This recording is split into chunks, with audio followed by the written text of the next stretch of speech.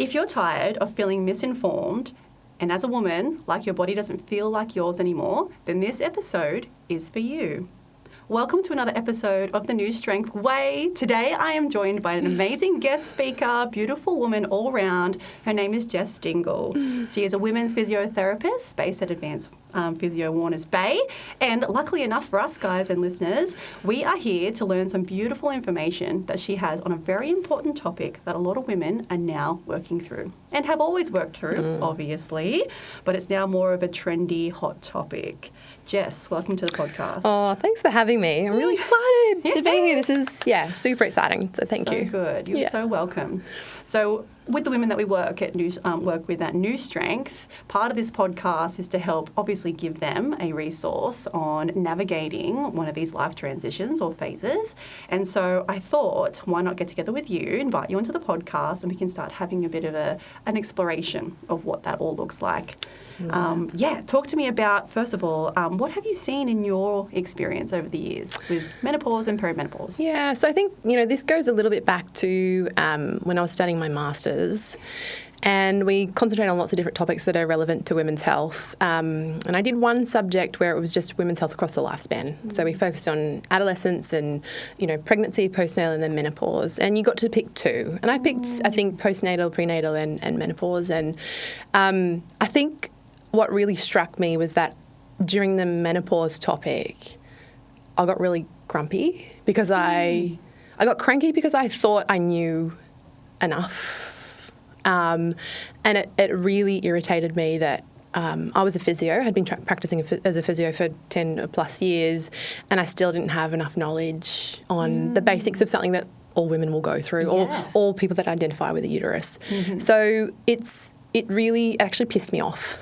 It really did. And I thought there's more that can be done. And I looked at what was my grandma, what did she go through? Well, my mum struggled through too as well. And I was like, I don't want to be that next in line that's not informed of that life stage. That really pushed me. And then, in the clinic, we see it all the time where lots of different conditions can sort of feed into that. Menopause can have an impact on those as well. And, and I see it a lot. I see it every day. Every day. Yeah. Every day. And how beautiful of you to pursue this, right, as a passion and a genuine interest, but then also for yourself being proactive and trying to make changes in that, what do they call it, generational conditioning, like trying to break the pattern. Absolutely. Yeah. I feel very fortunate, I'm sure you do as well, where we live in a space and time now where the taboo is going and we can talk about it and I feel very almost excited to go, I can prepare for this now. Yes. It's not just, it'll just be bestowed on me what happens. Yes.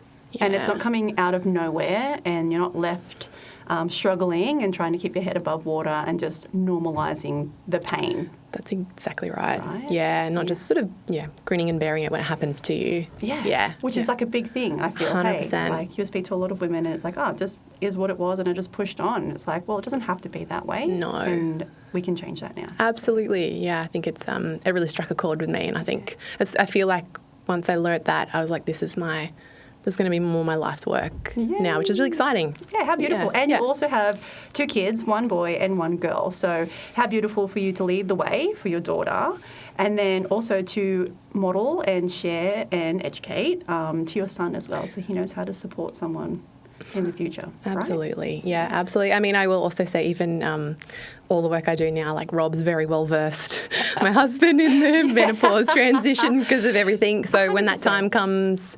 hopefully, that's given back to him to go, okay, well, I know what she's going to be going through and I understand it better. Yeah, beautiful. And he can support you. Yeah. And obviously that's going to have a positive impact on your relationship.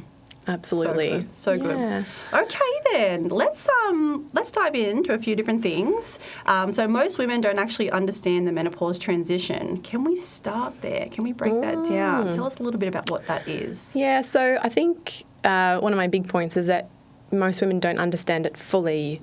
And it's not to have a go at women, it's more to go, well, it's actually not your fault. If you think back to when you were at school, PE, were we ever taught about menopause or perimenopause or postmenopause or, you know, I remember that being about, you know, just don't fall pregnant. You know? That is legit what came to my brain. I'm like, 100%. Just don't get up the duff and you'll be good. Exactly right. So I think that's a big thing where it's not really talked about until you're in it or until you're struggling with it or there's something going on. So I think, you know, in it, it's not just a single event.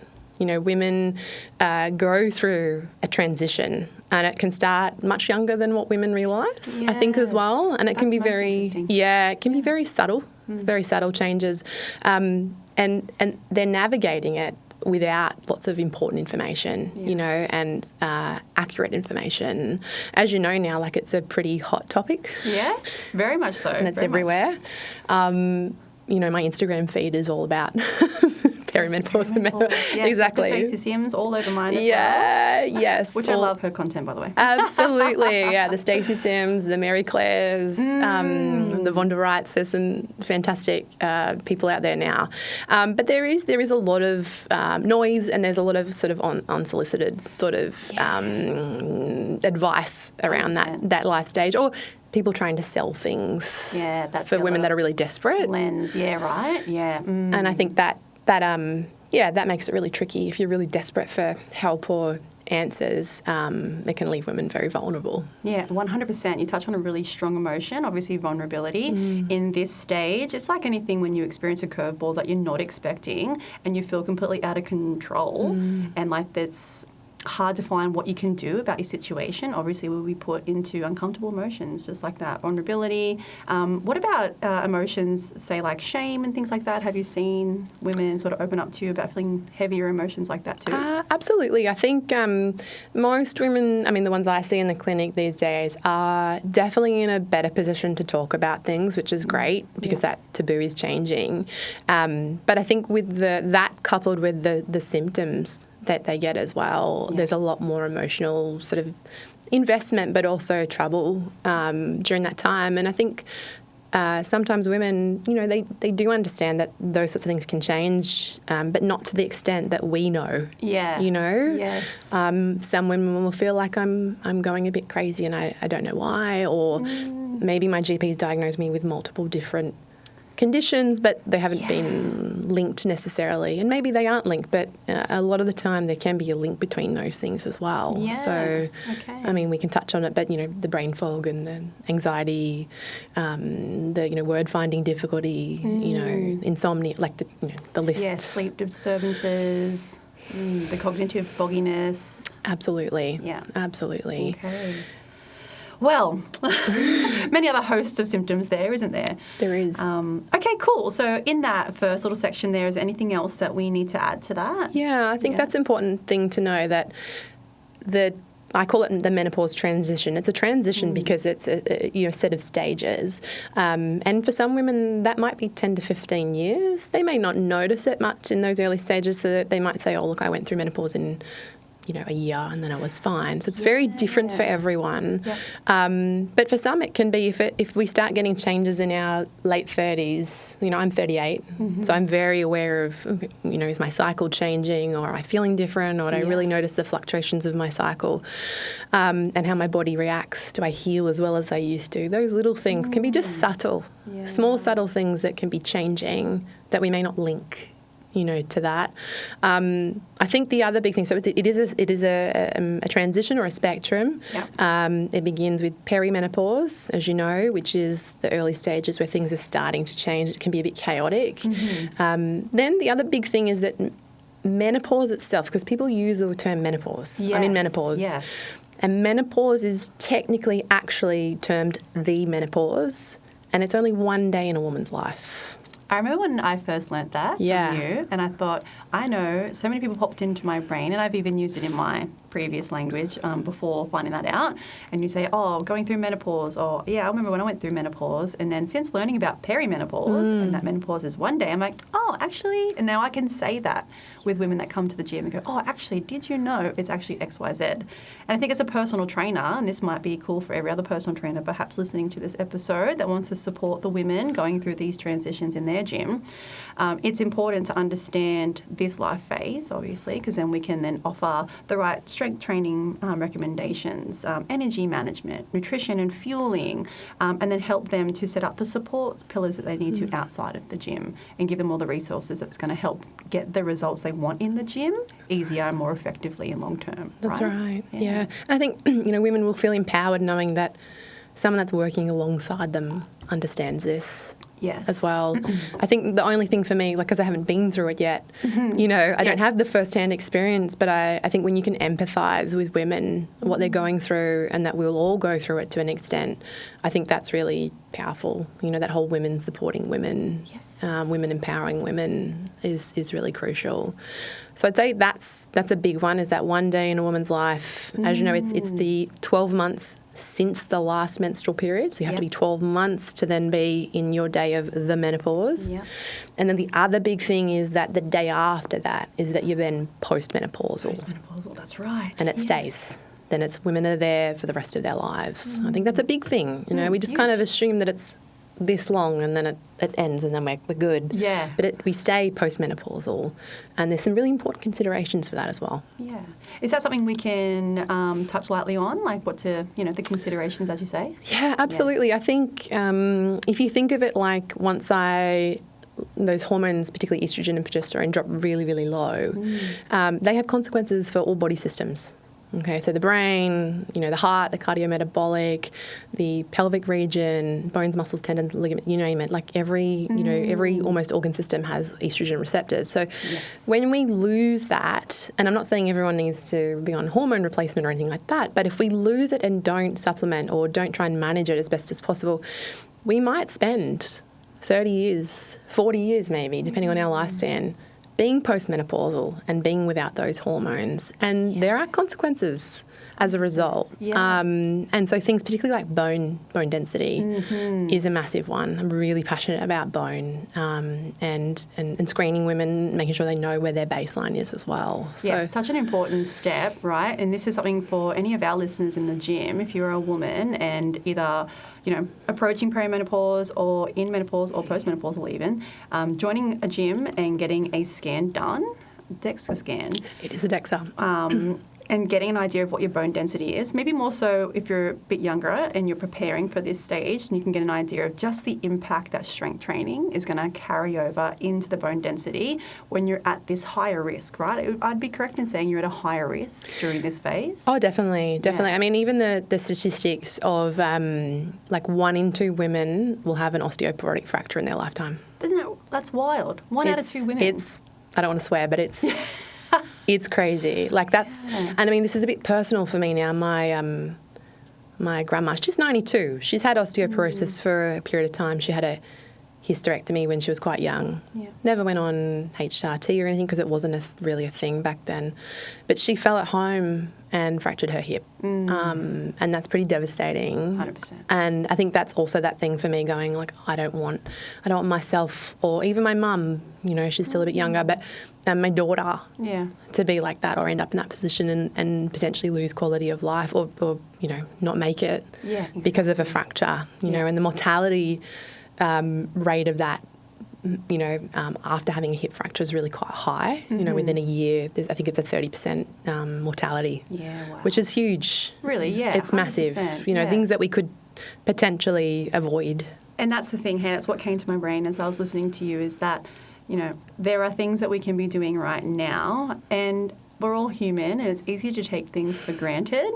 And it's kind of like, that age-old cycle, I guess most people would just be like, oh, it's because I'm getting old, and you find yourself there.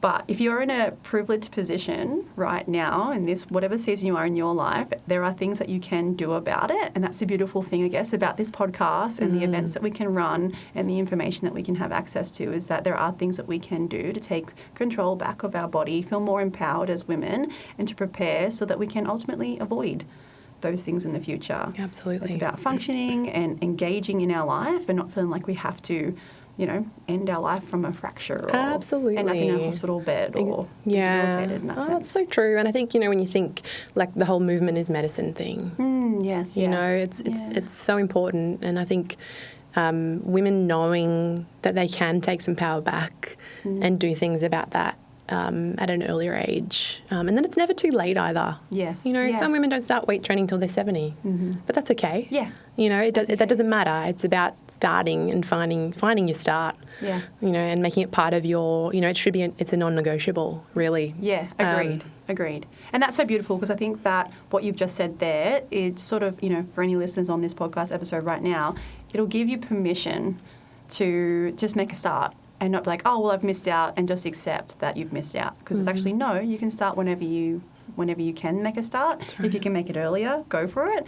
But regardless of where you're at age-wise in your journey, just make that start and just commit to that process. And just like Jess said, it's a standard that you hold in respect and treatment of your body. And then everyone else around you is obviously going to benefit from that. Absolutely. Yeah. Yeah. Beautiful. Very much so. Mate, okay, good stuff.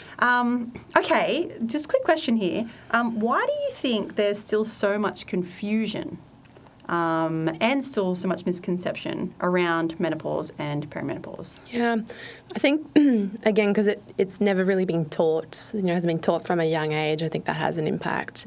I think what also comes into this too is the big study they did, you know, quite a while back, you know, 90s, 2000s, which was the WHI, which is the Women's Health Initiative study.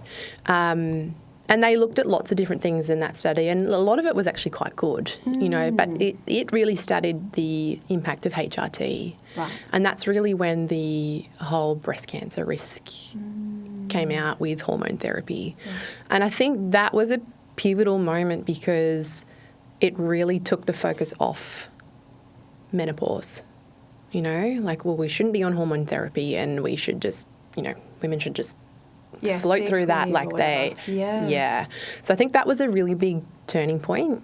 I also think just the general education of, you know, allied health, GPs, that sort of thing in that area. Like, I think when you look at how much funding different life stages receive in terms of research, I know in the States, for example, might be pre and postnatal research might account for 50% of all, you know, research funding. Menopause is 10. Wow, really? Yeah. It's really low. Yeah. But, I mean, that's changing. Yeah. Which is really, really great as well. Is that because, well, why is that, is my question, I guess. Yeah, it's a really good question. I think for a long time, I think women's health just in general has probably been a little bit more neglected. Or a bit of a, you know, well, we should just you know, women are just known to soldier through. We just get on with it anyway. Yeah. So it hasn't been a big pressing issue. You know, it hasn't been viewed as that. You know, but when they compare, you know, some of the big dogs in the States will talk about, you know, like, if this was an issue with Viagra, you know, we'd be putting all the funding from the US military into it. It'd be heads down. 100%. So I think, yeah, exactly. Do the research. This is really, yeah, absolutely. So I think there's definitely there's a shift in it now, but I think for a long time, women's health has been definitely more neglected, and women have just naturally gotten on with things and moved on and just managed as best as they could. Yeah, pushed through. And then even if they didn't want to be pushing through, it's just they were told to just suck it up. Yeah. Or it's natural. Yeah. It's natural and it just happens, and you just need to do whatever you can. Yeah. Oh my goodness. And it's like, it's okay. Like, yes, it's obviously something that happens, and yes, we can push through, but if there are things that we could be doing to soften that process, to support ourselves through that process, and to also help our nervous systems be more regulated, in some way make the scaffolding for us in that season, then why wouldn't we want to be doing that? 100%. We shouldn't have to just push through and just like grin and bear it. No, that's exactly right. And I think you're right in that to do that, having the knowledge, understanding it, understanding why it happens, I think it also is reduces the threat. True. Around going through that stage of your life as well. You know, knowledge is power, isn't it? You know, 100%. we don't have the knowledge, we don't understand why. Why should we? You know, almost all of my female patients that I see for all sorts of conditions, one of the biggest things is we need to be strength training. Whatever shape or form that might take for you, this is not just about the injury. This is about for your like longevity now. Yes. Is the biggest thing. Yeah. Because we might live till we're 90, but what's the quality like there? And that's massive. Yeah. And so then strength training, obviously you're saying, what I'm hearing is that it's a tool that could make all the difference in the quality for that person's rest of their years on this earth. Absolutely. I mean, I think if I move to like a slightly different point with that, I think they say from about our 30s, so I'm definitely in there. I think you are too. Yes. Turning 34 this year. Woohoo, closer to 40. Is that from 30s we lose about 3 to 8% of our bone density every decade. Yeah, actually, it might have been, we might have chatted about this last week, actually, or it might have also have popped up on my socials, but that's wild, hey? It's massive, you know, and it doesn't sound like much though, right? It doesn't sound like much until you go per decade you go, holy like that is massive. If I'm going to live from 30 till 90, that's 60 years. That's a lot of muscle loss, a lot of strength loss as well. 100%. And I think, you know, the other big thing with that is it tends to ramp up more quickly around menopause as well. So it'll start changing in 30s, but it takes off. Yeah. More so when you're 30 and above, right? Yeah. Yeah. Mate. Wild. I know. Okay, well, talking about our 30s, yeah. What would be the key message, I guess? We're in our 30s. What's the key message for preparation? So, I mean, there's lots. But I think, you know, when we consider that those hormonal changes that happen, you know, affect bone tissue, muscle tissue, it affects metabolism. The other big thing to note there is that they can change before we lose a menstrual cycle. Because I think for a long time we've gone, well, you still have a period. Yeah. So you can't be perimenopausal. You still have a period. Oh, it's only a couple of days here, there, late or early or whatever, but you still have a period? No, you're not even in there. Don't even worry about it. So I think rather than just relying on that and going, well, wait till my period starts changing before I do anything, I think that's not great advice. Yeah. And I think we shouldn't rely on the menstrual cycle being the predictor or the, you know, the key or indicator. the metric. Yeah. That's right. Yeah. That's right. Because I've definitely had patients that speak with their GPs and they go, well, I'm getting hot flashes and I've got dry skin and I have a dry vagina and it really hurts when I have intercourse. But you still have a period though. So, you know. Grin and bear. It's nothing. I'm like, okay, let's, So that's a big thing. And I think what we do, I'm really interested in longevity physio. So what we do in our 30s and 40s will really profoundly shape how we feel in our 50s and 60s and 70s. And I'll often say to patients, this is not about you now. Yeah, hey. This is keeping you out of a nursing home when you're 80 or 90 or 70. You know what I mean? That should be everyone's goal. Yeah. It should be, let's have quality of life. Yeah. Let's still be training when we're 70, 80 and 90. And it might change during that time, but that's my goal. My goal is to keep out of a nursing home for the rest of my life. Yeah. Oh. And when you say that, right, this makes me think, okay, if we're preparing in our 30s and 40s for the quality of life we're going to be able to function in for our 50s and 60s, and this is maybe for the younger listeners, can that also be the mindset we adopt when we're in our teens and 20s, like to prepare for 30s and 40s? Yeah. Like, does that make sense? Yeah, totally. So there's some good, you know, there's some good information out there about when does our bone density become sort of finalised or formalised, because essentially you will get to a point where bones stop growing when you're a teenager. You know, it's a bit later for boys compared to girls. And then your bone density becomes set in stone at a certain age. So that for women, it might be in the early 20s. Right. So what you do in that time will get you into a certain position with your bone density. And then with the changes related to menopause and perimenopause and the life stage transition, that bone density will start to come down. Yeah. So where you start makes a big difference to where you'll end up as well. Right. Doesn't mean you can't change it. You know, in women in their 40s and 50s, they might have a DEXA scan and it comes back as mildly osteopenic. that doesn't mean that's it. You know, you can still change that. But where you start from a young age, you know, someone that doesn't do a lot of sport as a teen or a 20-year-old, doesn't train, doesn't do weight-bearing activity, jumping, landing, sport, those sorts of things, are generally going to have less of a bone density at that age. But because they're still young, they're still going to be fine. Yeah, they'll be. Yeah, we think we're invincible at that. 100%. Yeah, I'm still 21. I'm going to live forever.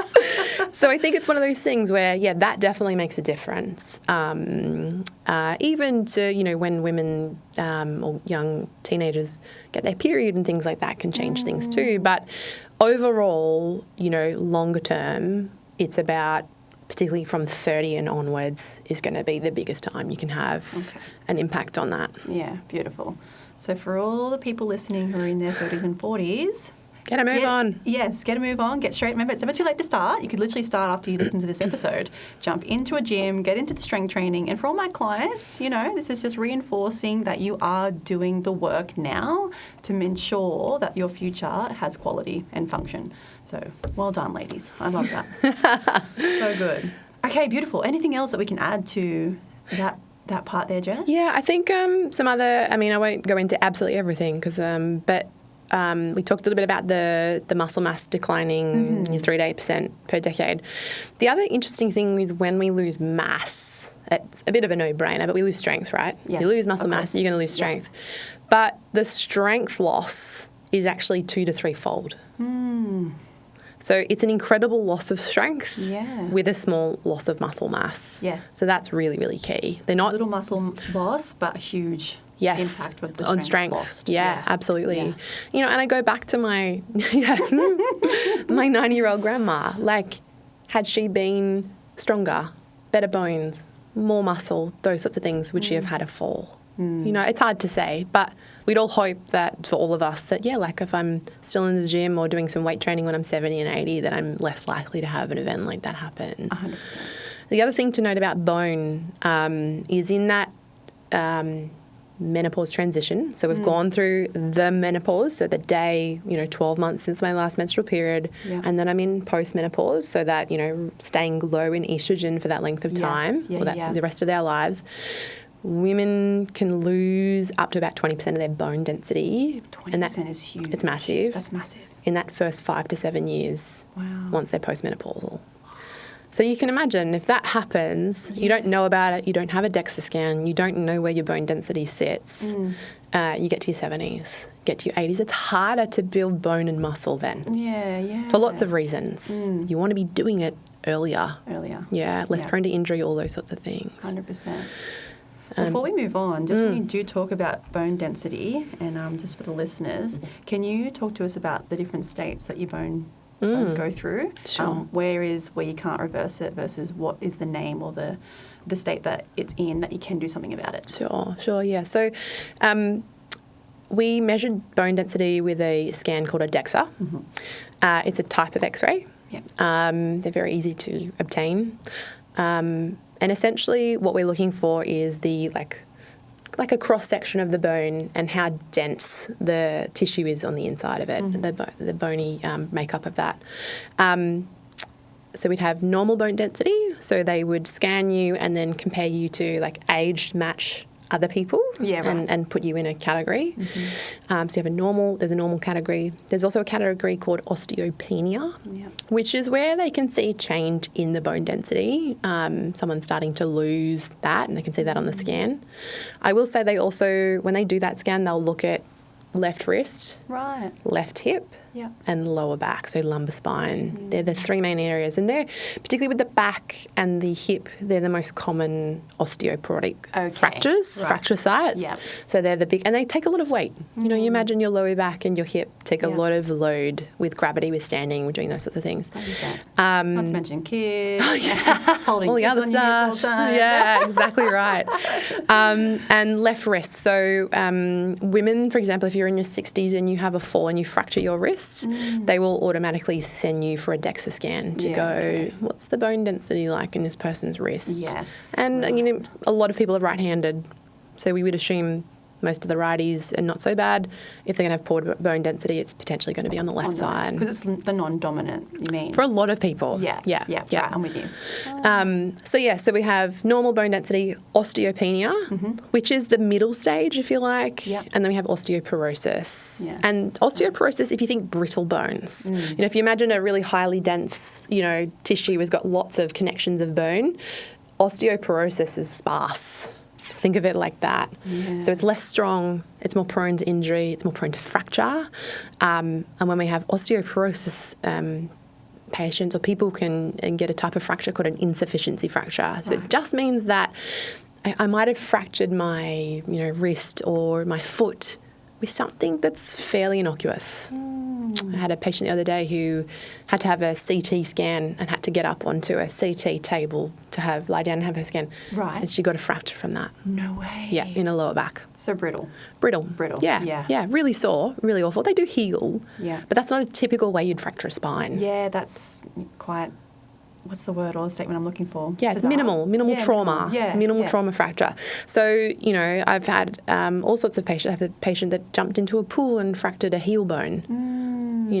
So right. things like that where you go, well, that's not that hard on the body. But, if there's osteoporosis there, Present, yeah. it can make it's a huge impact on someone's life. And again, a risk of falls. If we fall and we've got osteoporosis, the risk of severe fracturing is really, really high. Yeah. Okay. So when we're in osteopenia, even if it's mild, it's easier to improve your bone density. It's in that sort of transition stage. And usually on a chart or when they do a report up, you'll see it's usually green for normal, yellow is osteopenia, and red is osteoporosis. Right. And they'll plot you where you are, Yeah. and they'll also compare you to, what are you probably going to be like in 10 years. So Like a prediction. Exactly. Right. So if you follow this trajectory, this is where you're going to be. If you're in the red, it's not good. Yeah. Yeah. And I've had a few female women that are mid-40s, right in the thick of perimenopause, and I'm like, let's just get a baseline. Let's just see where you're at. If you don't know where you're at now, how are you going to know what you were, in 10 years when you've been weight training? Where were you and where are you now? Those sorts of things. Yeah. So, I'm 40 next year. Woo! And I'm going to do a lot of scans like that next year because I just want to plot my change over time. Yeah. I'm interested. Yeah. I want to know. Yes. And I think, so, doing that, not everyone has to do it. Essentially what happens in the Medicare system is that Medicare don't cover a DEXA scan for women or anyone Right. free of charge until they're 70. Oh, 70s, yeah. So, when you think of that, and menopause is 50. Yeah, it's like, okay then. It's a long, a long it's time. 2 decades. Yeah, 20 years. And there is a cost. It costs about $120, $130. For some people, that's not affordable, and that's understandable. Yeah. And they'll wait till they get the free Medicare scan. Yeah. But we can send patients for DEXA, and get a baseline. And then, some of them are quite surprised when it comes back and they go, oh, God, I didn't realise that, I'd be there. Yeah. I thought I would be there. Yeah. And I'm so glad I know now. Mm-hmm. Yeah, exactly. When you say I'm so glad I know now, what are some of the barriers to people looking into that stuff? What are they afraid of? Does that make sense? Yeah, in terms of, are they going to find something or not? Yes. Yeah. Yeah. I think generally what I've seen is that most women are really yeah, let's do it. Yeah. Oh, good. Let's do it. Yeah. You don't have to convince many women. Yeah. I think, Great. but that also comes with education. Once True. they understand that, oh, this is what happens to bones, and I can lose that much, and I've got lots of bits and pieces of other things going on. I've got hot flash and stuff. I know I'm in that transition, and you explain to them bone density, or they'll come in and say, my mother has osteoporosis, and I don't want to end up like that. Yeah. It's the pain motivation, isn't it, of what they've seen people above them, their family members and loved ones going through, and being I'm going to change that right now in the present. Absolutely. I'm going to change the narrative. Change the narrative. I think that's what we're fortunate to be at this time where we can do that. We're doing it now. Yeah, we're doing it right now. Podcast. We're doing it now. Game changers. So good, so good. Listeners, so just wrap that little piece up. Jess, would you agree that that's one small step that a woman in their 30s and 40s could take in terms of getting the DEXA scan to see where their bone density is at? Like, say they might not be in a position to join a gym, that getting a scan would be one first thing that they could do. Yeah, absolutely. And sometimes, probably around the 40 mark, 30, particularly if they've had kids, maybe they're still breastfeeding, things like that, your bone density will change a little bit then, but it usually recoups back up. So it may, I'd probably say around maybe the 40 mark. Yeah. Unless there's, significant family history. That's probably another point. If you've got a blood relative that has osteoporosis, you can also get a scan that'll be covered by Medicare because you have the family history as well. Perfect. Yeah. So good. Okay, I love that. So many beautiful touch points there, a nice resource for our listeners to look at. And I think, again, everything that we're speaking about, we want to be normalising that you're not going crazy, that this is a real life phase. And there are many tools, strength training that we've spoken on a little bit now, that you can use to help support yourself as a scaffolding structure in this phase of life. Anything we can add to that section there, Jess?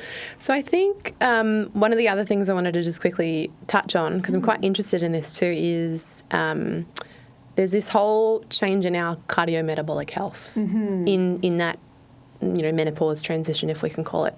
Yeah. So one of the big ones is change in insulin sensitivity. So that's a huge one. Massive. Yeah. There's lots of really interesting research coming out now about how insulin resistance, which is when you're not insulin sensitive, contributes to so many conditions. Yeah. So many conditions. And it's worth having insulin tested. When we have a standard blood panel, we usually will have blood glucose tested, which is fine. Yeah. But insulin is in the background, and insulin and glucose are related. So sometimes just, being able to see what the insulin is doing is really important too, to give you an overall picture of that. So I think that's another one people could, even speak to their GPs about and say, hey, look, is it okay if we look at my fasting insulin and just sort of see where that's up to, even if my glucose is okay. That's a big one that tends to change with the change in hormones as well. And I think the fat distribution is the other big one. Women are really concerned about weight gain in this transition stage. And it's not aging, it's caused by these change in hormones, but also the change in distribution of where I store fat. Yeah. And rather than it being, an issue of my appearance, it's more to do with if you're storing abdominal fat, like we call it visceral fat, in your abdomen around your organs, it's much more dangerous. Yeah. It's much more dangerous than we call it subcutaneous. Yeah. Subcutaneous fat is more padding.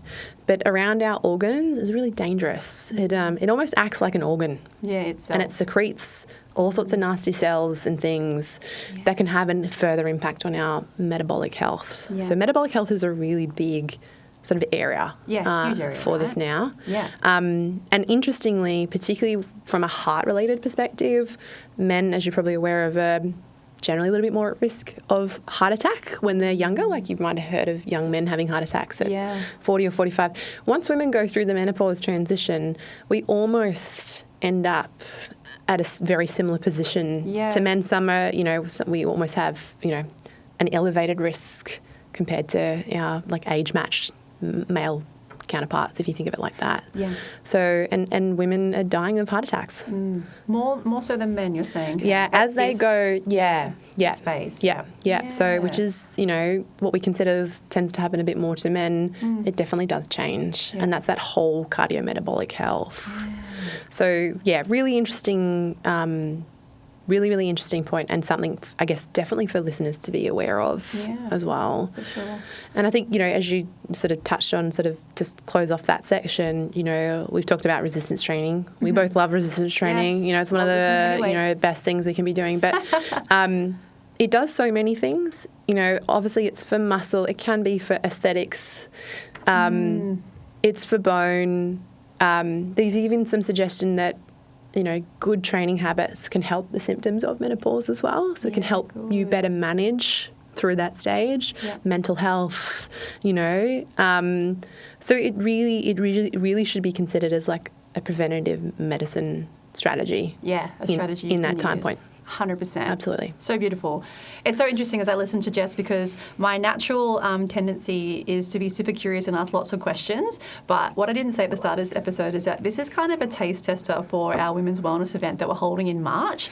And so I wanted to prepare all of our beautiful listeners that could potentially come along to this event and just get like the little teasers as to what we're going to dive deeper into on the day. So Jess, like you're speaking, and I'm like, oh, what about this? What about that? And I'm like, hold it together.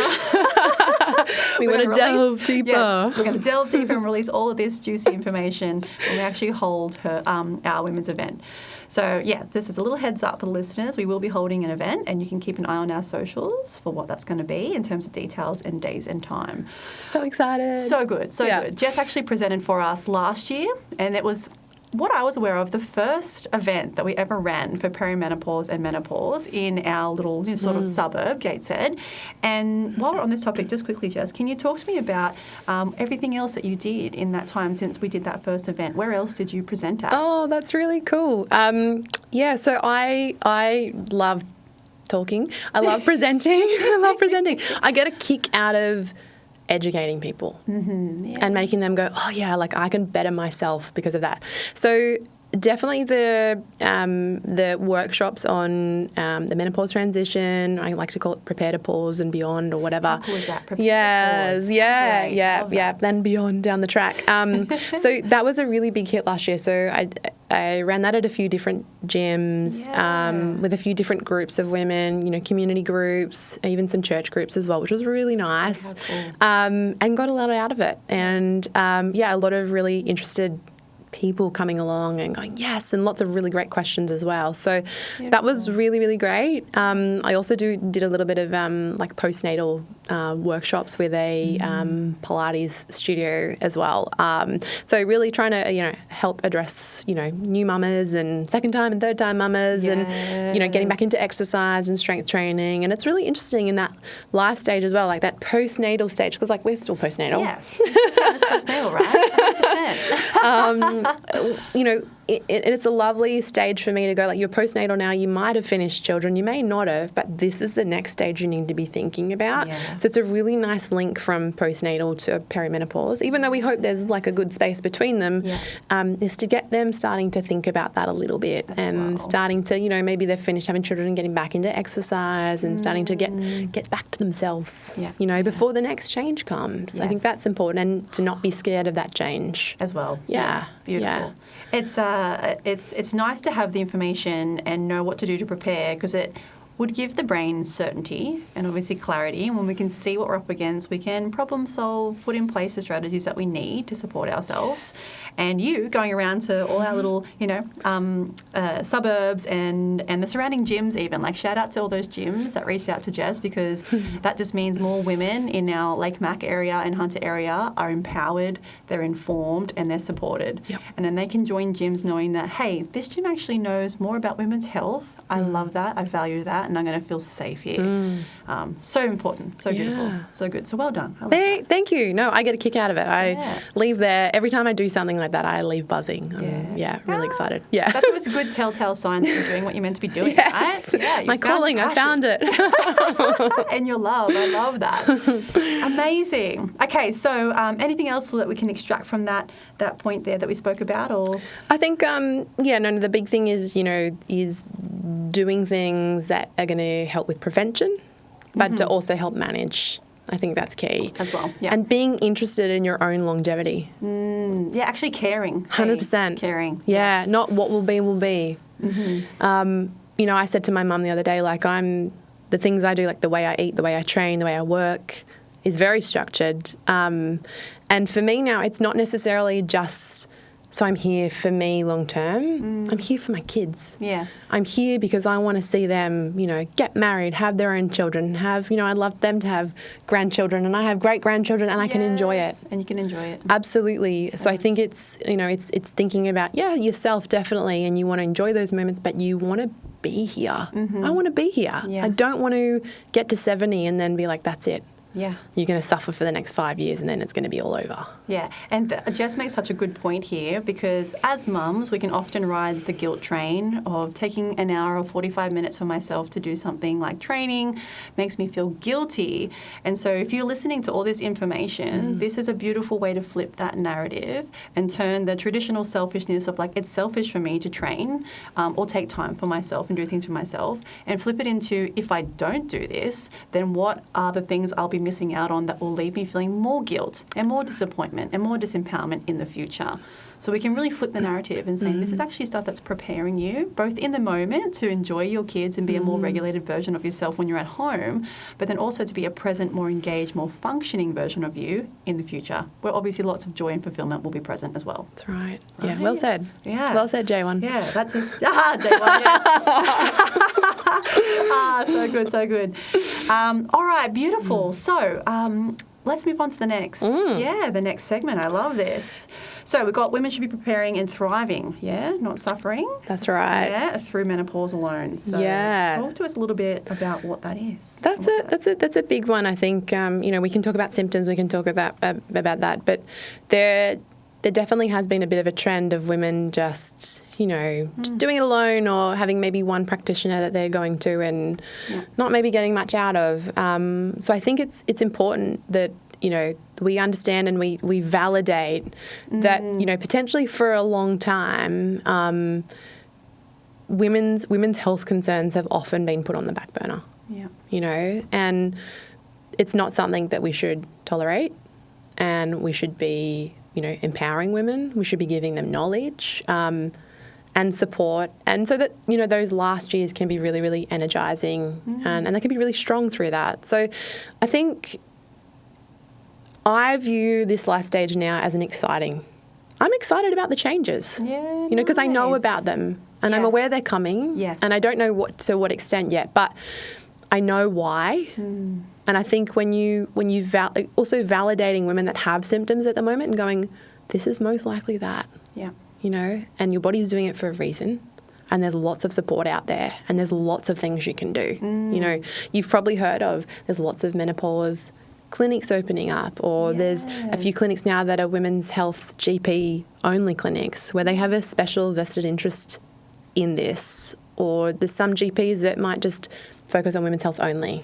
Yeah, just to jump in there, I actually had a new client join our gym this morning, and she's working through the peri and the menopause phase, and she actually said to me, I'm working with a menopause doctor.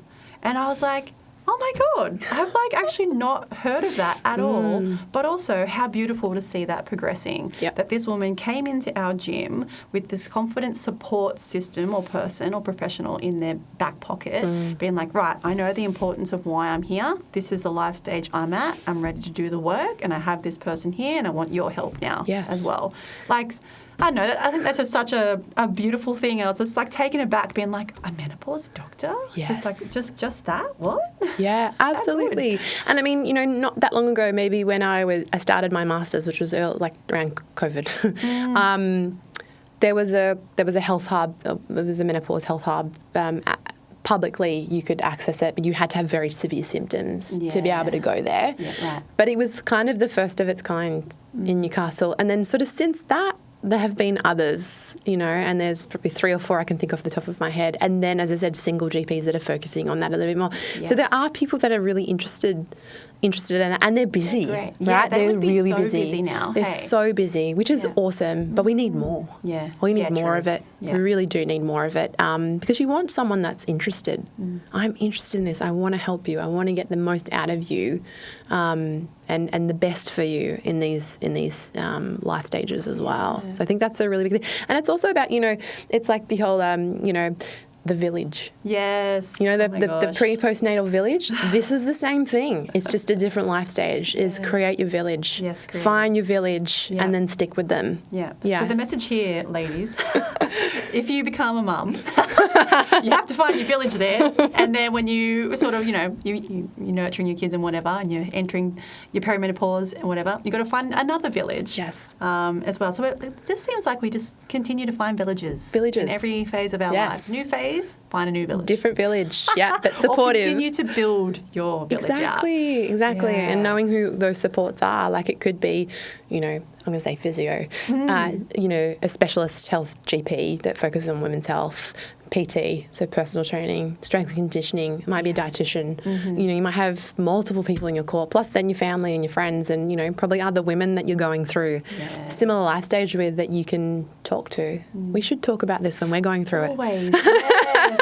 It's like, I don't know if any other mums on this, like listeners would relate to this or yourself, Jess, but I know for me that relatedness was heaps easier to access or feel when I became a new mum if another mum's kid was a similar age. And I imagine that the same rules apply, right? Similar phase that you're in. There's more struggles that you can co-regulate each other through, normalise through and relate to. Yeah, right? Absolutely. Yeah. Similar to, your mum, your school friend mums, because you've got kids in the same, age group and things like that. But I think that's important is finding that village. And again, it can be made up of lots of different people and health practitioners and things like that, but it's knowing that there are lots of people out there that can support you as well. That's so beautiful. And again, if we go back to, be preparing and thriving and sort of not suffering, some of the really interesting stats around that is that they think about 60% of women say that menopause affects them on a daily basis and their workplace and their work. Yeah, right. And this is a thing because I want to add in this layer of, the mums mumming in this generation, we're still trying to uphold our identity and performance as a working mum, but then also trying to be mum at the same time. And now we have to sort of spin this third plate when we're in perimenopause. Yeah. Yes. And another thing to add to that will be even a little bit later on, maybe late 40s, maybe 50s, is that then we add in the elderly parents. Yes. So we become, they call it the sandwich, become the sandwich generation in that time where you've got still young kids, you might even be getting closer to grandkids. Maybe you've got elderly parents, you're still working, you're still training, You're caring for the youngins and then entering a phase of maybe having to care for the and I've seen it and I see it in the clinic and I just... Sometimes I just want to give women a hug and be like, you are doing such a good job. Yeah. I see you. I see you. You're doing a great job. You can do it. You can keep doing it. But also if you're struggling, I can understand why. 100%. That's, so understandable. Yeah. And we don't think of that, but sometimes we have things at both ends and that's really tricky as well. So coming back to the, affecting work and daily life, particularly in Australia, there's also this menopause-related early retirement. So women will stop work because either their symptoms are so horrendous, they're not coping, they don't feel like they're in a workplace that's supportive. So that's another big point, is having a supportive workplace. So, getting out and doing talks in workplaces and things like that where you can educate not just women, but men also. Exactly. I think is really important because it reduces that stigma as well. Just while we're on this topic, Jess has done that for her clinic, by the way. Jess brought all that information into her clinic. So when you walk into there, this is for the ladies and the men, you can expect to know that the information is going to support, obviously, this phase life. And how beautiful that your workplace obviously supports that too. And they're all open to it. Absolutely. Yeah. I got very excited after, I just did a little in-service with them probably 2 years ago. And the females, but particularly some of the male physios, really, really surprised me. And got very... one of them came in one day and said, I had this patient, she had these problems, and I asked her about, was she, perimenopausal? How's that menopause transition? Where are you at? Tell me a little bit more about it if you're happy to. And he said she broke down in tears because no one had asked her. Yeah. So just to ask, I think that was one of the biggest things, and even Rob, my husband, he works there too, is don't be afraid to ask women, how are they doing? Yeah. Are you going okay? Yeah. I know someone that can help, or what about your GP? Do we need to talk to them? Because, they come into physio, they most likely sore or injured, and that can feed into things as well. But I think also having men on board with this and asking that question and validating women as well is super powerful. Yeah. And they felt so great asking those questions. That's so good. Yeah. How great for a male in that sort of female factor to feel confident at being like, I'm going to ask you this question. Yeah. And then also to be received so warmly by the women, obviously. Absolutely. I was really stoked. That's and he awesome. said, guess what? And I said, well done. And I said, look, not everyone's going to want to talk about it, but you can always offer. Yes. And I think women want to be asked these things, but maybe they don't want to bring it up. Yeah, because there can be a lot of shame and stigma around it, right? We're still sort of working through that. Exactly right. Yeah. So, I think it's a really big area, particularly in workplaces as well. So good. We can bring what's invisible to being visible. Absolutely. Yeah. Yeah. Probably another big point with this, and this points to the whole not suffering, because this is a really big thing that we see. And it's a little stat for you is 51% of women report that menopause significantly affects their sex life. Yeah. And it's probably underreported too. Yeah. It's probably not half. It's probably more than that. Way more. And again, a little bit more of a taboo topic, but it's so important. Yeah. It's so important. And I think women sometimes feel like my body's just shutting down on me. It's doing whatever it wants. What do I do? And there's some really easy or small changes they can make that can make quite a big difference. And that usually comes in, coincides with the GP. We get the GP involved with that as well. But it's really underreported. Yeah. And it's super significant. Yeah. Why is it underreported, do you think? I think, probably, if I'm a female in my 60s and I have a male GP, maybe, depending on the relationship, maybe I don't want to bring it up. Maybe I'm ashamed of it. Maybe think I'm broken. There'd be lots of different reasons why. But I think once women, if you talk to them and you go, well, there's actually a physical reason for why this happens. Yes. And it's super It's not that you're broken. Correct. Yeah, it's validating that there's actually a reasonable explanation for why sex can become painful.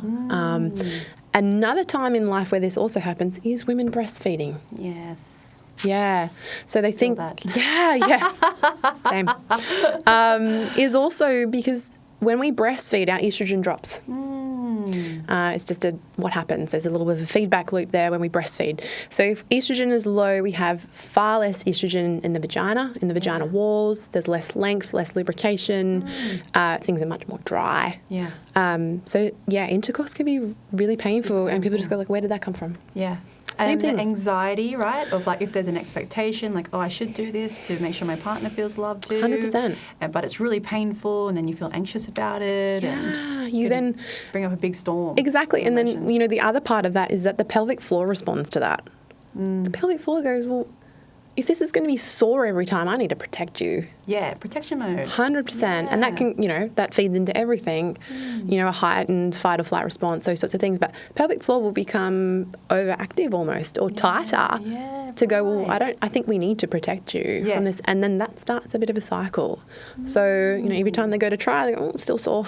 Yeah. It's not really changing on its own. So sometimes you can supplement estrogen for the vagina, and that makes a huge difference. Wow, I did not know that. Yeah. So that's where we get the GP involved, write them a letter and say, hey, look, can we maybe consider this if this person is suitable to go down that path? But it can make a huge difference. Yeah, imagine how much of a nurturing, more compassionate and safe relationship, or like you would feel safe to navigate expressing that to your partner too, and how much more relieved perhaps your partner could be if they knew that, this is what's happening, I know that I could help support you in X way, and then we'll move through this together. That's right. Rather than it being something that creates more distance between them. Which I think happens, and I think I don't know the statistic on it, but the amount of marriage breakdowns through this menopause transition is quite high too. And I think a lot of that, I'm not saying all of it comes from a misunderstanding on probably both sides. Yeah. Women don't understand what's happening. Men don't understand what's happening. So there's a real push to try and educate men and boys as well. Because they often have a mother, sister, maybe partner, Yep. you know, auntie, 100%. grandma, you know, that have all been through it. Friends, yeah. And I think men are happy to learn about this and they're happy to support their partner, but they also probably feel a bit left out As well. in the education side of things too, For sure. you know, so that's another big area Yeah. to navigate. Yeah. But this, you know, learning more about this topic could be one way to regain connection as opposed to feeling left out, right? Yeah. Absolutely. Yeah. Beautiful. Absolutely. I know. So many juicy things. So many. Good stuff. Yeah. All right. Well, that was a very interesting start, and I hope everyone who's listening found that quite interesting. And obviously, when we're in relationships, it's a large part of our survival, right? Having connections, having community, having intimate relationships is important. And so, if that is affecting you, then there are things that you can do that. What's one other thing you could recommend, Jess, if someone is going through this as a woman, to help improve their relationship? It's a great question. I think, obviously, you know, talking with each other is really important. There are some guides online about how to voice, you know, your concerns or what you're going through at the moment. Speaking with a GP can be really useful, you know, or going to the GP with your partner if they're happy to, so they can understand a little bit more about what's going on. Yeah. But I think for a lot of, you know, issues, communication is massive. Yeah. So if someone is willing to sit down and listen and talk and understand what's happening, then I think that is always the first place to start. 100%. Yeah. Beautiful. Well, Jess, that was an absolutely awesome session of talking about this really significant life phase that women go through. I really appreciate you sharing your time with me today. Thank you. Thanks for having me. It's been so much fun. Love it. I hope we can do more in the future. I would love that. Yes. It'd be so good. Before we wrap things up, could you tell our listeners where they can find you and how they can find you? Oh, thank you. So I am working at Advanced Physio. So we're on Hillsborough Road, Warners Bay. You know, Baby Bunting. We're just near there. I'm there 5 days a week, so I work full time. And yeah, it's the only clinic I've ever worked at, and I don't think I'll go anywhere else. What a lucky clinic. Yeah, no, I absolutely love it there. We're very, very fortunate to the equipment and facilities that we have on site as well. That's amazing. Yeah. You can also find Jess on Instagram and socials. Look up her actual name, Jessica Dingle. And you can also catch Jess at our ticketed event on March 14th, which will be a Saturday. I'll release more of the details to come, but I want all the women in our suburb and Lake Mac to come along to this and learn more in-depth information about how you can be more informed, feel more empowered and supported through this life transition. Jess, thank you so much. Woo! Yay! Thank you.